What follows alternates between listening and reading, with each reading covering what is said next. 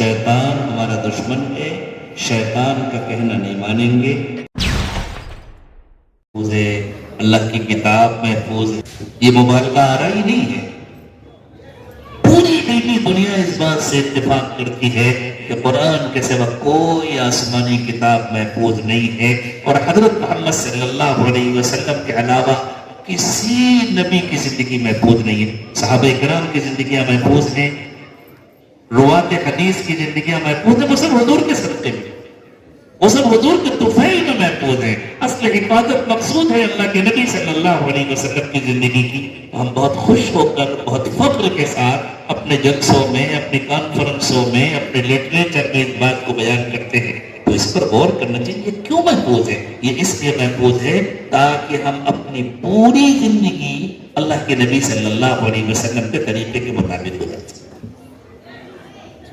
شادی کرنا ہے تو حضور کے طریقے کے مطابق، بچوں کو پالنا ہے تو حضور کے طریقے کے مطابق. اللہ، کیا تصور کر سکتا ہے کوئی حضور اکرم صلی اللہ علیہ وسلم سے زیادہ باوقار کوئی ہو سکتا؟ آپ سے زیادہ سنجیدہ کوئی ہو سکتا؟ آپ جب اپنے گھر میں تشریف لے جاتے تھے تو آپ اپنے نواسوں کے لیے، نواسیوں کے لیے کبھی کبھی جھک جاتے تھے، سجدے کی حالت، پیٹھ پر بیٹھا لیتے اور ایسے آہستہ آہستہ آہستہ آہستہ چلتے ہوئے بچے. حضرت حسن کو کبھی حضرت حسین کو کندھے پر بیٹھا پیار کرتے. ایک مرتبہ آپ اپنے بچوں میں سے، یعنی نواسے نواسیوں میں سے کسی کو پیار کر رہے تھے. کسی دیہاتی عربی نے، جس کو ہم لوگ آج کی زبان میں بدو کہتے ہیں، انہوں نے دیکھ کے کہا اچھا آپ بچوں کو پیار کرتے ہیں؟ میرے تو اتنے بچے ہیں، آج تک میں نے کبھی کسی کو پیار نہیں کیا. تو انہوں نے فرمایا اب تمہارا دل اللہ نے پتھر کا بنایا تو میں کیا کروں؟ ازواج مطہرات کے ساتھ حضور کسی پیار و محبت کی باتیں کرتے، قصے سناتے تھے کبھی کبھی ان کی دلجوئی کے. ام المومنین حضرت عائشہ صدیقہ رضی اللہ تعالی عنہا نے بڑا طویل واقعہ بیان کیا. وہ عرب کا ایک لوک کہانی تھی، وہ حضور نے سنائی حضرت عائشہ کو، اور سنا کر کہا وہ فلاں اپنی بیوی سے جتنی محبت کرتا تھا عائشہ میں تم سے اس سے زیادہ محبت. ایسی زندگی طرف گزارنا تو شروع کریں، پھر دیکھیں کیسی پیاری زندگی ہوگی. ہمارا گھر جنت کا نمونہ بن جائے، کیسے سکون ملے گا، کیسی محبتیں ملیں گی. دوستوں کے ساتھ اللہ کے نبی صلی اللہ علیہ وسلم تشریف فرما ہوتے تھے. آپ ہنستے بھی تھے، تفریح بھی کرتے تھے، جائز حدود میں، وقار کے ساتھ، اور مذاق بھی کرتے تھے، سنجیدہ بھی ہوتے تھے، کبھی تنبیہ بھی فرماتے تھے، ڈانٹ ڈپٹ بھی کرتے تھے، دعوتیں کرتے تھے، دعوتیں کھاتے بھی تھے، دعوتیں کھلاتے بھی تھے. ایسی پیاری زندگی، ایسی پیاری زندگی، جس زندگی پر اللہ کو پیار ہے. جو زندگی کو اپناتا ہے اس زندگی پر اللہ کو پیار ہے. ہمارے حضرت پیر صاحب دامت برکاتہم نے ایک مرتبہ ایک بڑا پیارا سوال کیا. یوں کہا کسی ماں کو اس کے بیٹے کا فوٹو دو، اسے معلوم ہے یہ فوٹو ہے، کاغذ پر بنا ہوا، اور اس ماں سے کہو اپنے بیٹے کا یہ فوٹو چولہے میں ڈال دو، ماں ڈالے گی. اسے پتا ہے کاغذ کا ٹکڑا ہے، لیکن یہ میرے بیٹے کا فوٹو ہے، ماں پسند نہیں کرتی کہ اس کو چولہے میں ڈالے. اور جس کی زندگی حضرت محمد صلی اللہ علیہ وسلم کی زندگی کی کاپی بن جائے، اللہ اس کو جہنم میں ڈالنا پسند کرے.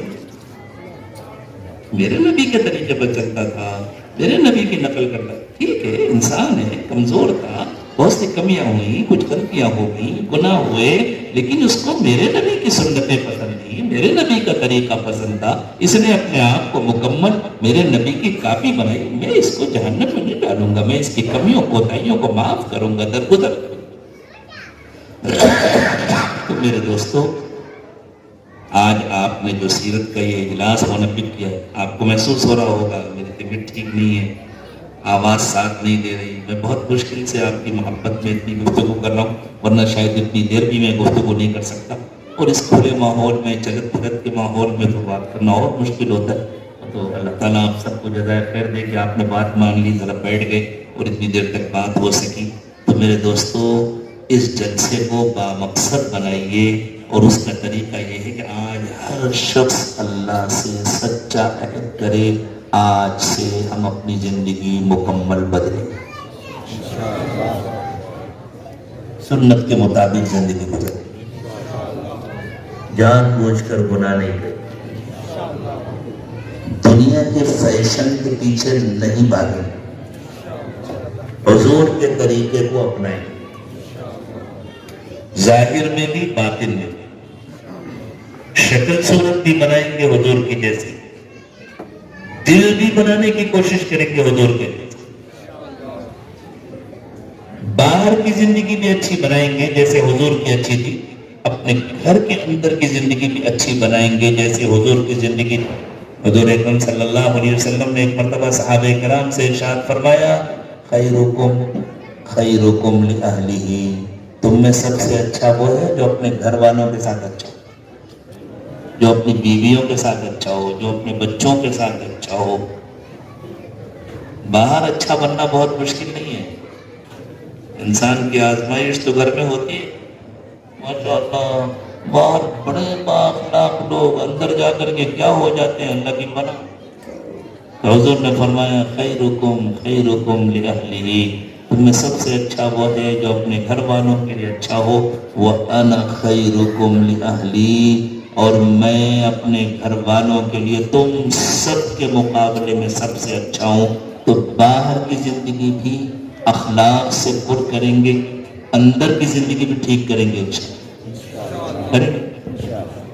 گھروں میں دین لانے کی کوشش کریں, اپنی بیویوں کو اپنے بچوں کو بہت پیار کے ساتھ بہت محبت کے ساتھ جہنم سے بچانے کی کوشش کریں, گھروں کو گناہوں سے خالی کریں گے, گھروں کو اللہ کی یاد سے اور اللہ کی عبادت سے آباد کریں گے, گھروں میں دینی باتیں کریں گے.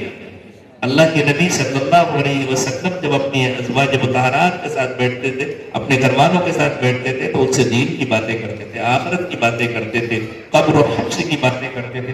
قرآن پاک نے اس کی گواہی دی ہے. یہی سورہ احزاب جس کی آیات کی تلاوت آج کی گئی, اسی سورہ احزاب میں اللہ تعالیٰ نے ازواج مطہرات سے ارشاد فرمایا, وَاذْكُرْنَ مَا يُتْلَى فِي بُيُوتِكُنَّ مِنْ آيَاتِ اللَّهِ وَالْحِكْمَةِ, تمہارے گھروں میں جو اللہ کی آیات پڑھی جاتی ہیں اور جو حکمت کی باتیں کی جاتی ہیں, تم لوگ آپس میں ان کو دہرایا کرو. تو یہ آیات کون پڑھتا تھا, یہ حکمت کی باتیں کون کرتا تھا؟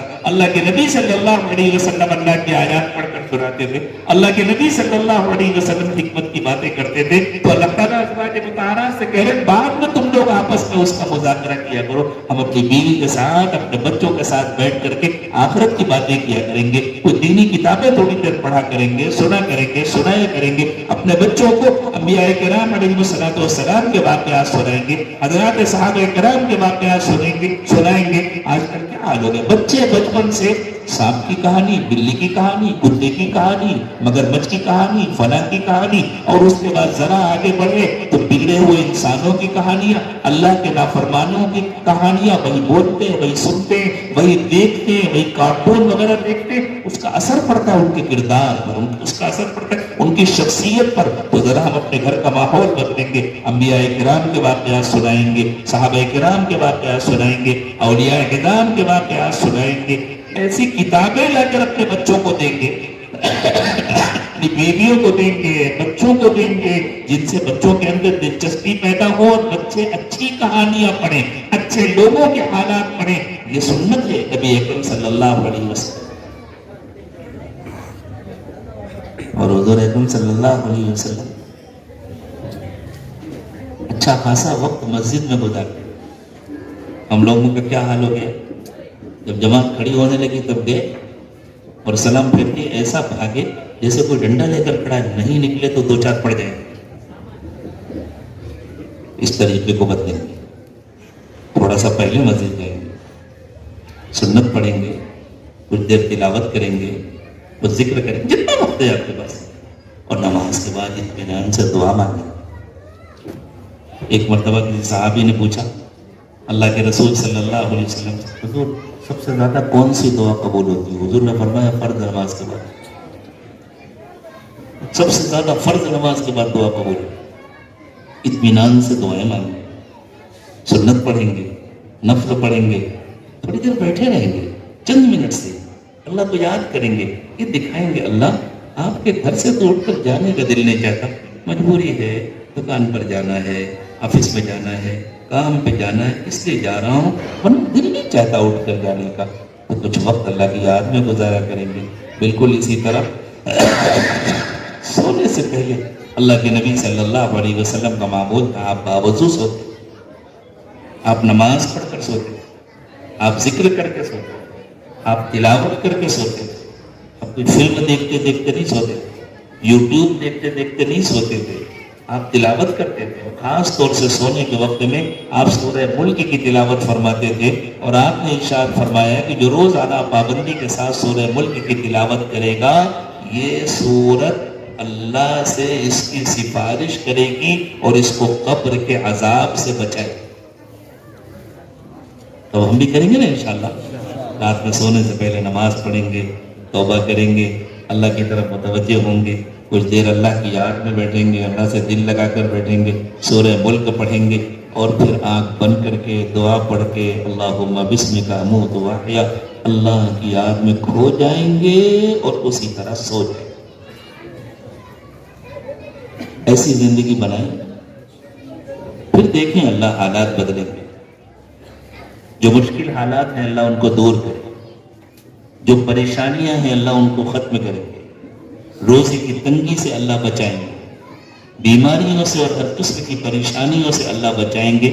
آج یہ عہد کر کے اٹھیں انشاءاللہ اب زندگی بدل کر جا رہے ہیں، کہیے انشاءاللہ اب پوری زندگی انشاءاللہ سنت کے مطابق گزاریں گے۔ شیطان ہمارا دشمن ہے، شیطان کا کہنا نہیں مانیں گے، اللہ ہمارے دوست ہیں، اللہ کے رسول صلی اللہ علیہ وسلم ہمارے دوست ہیں، اللہ کا کہنا مانیں گے، اللہ کے رسول صلی اللہ علیہ وسلم کا کہنا مانیں گے۔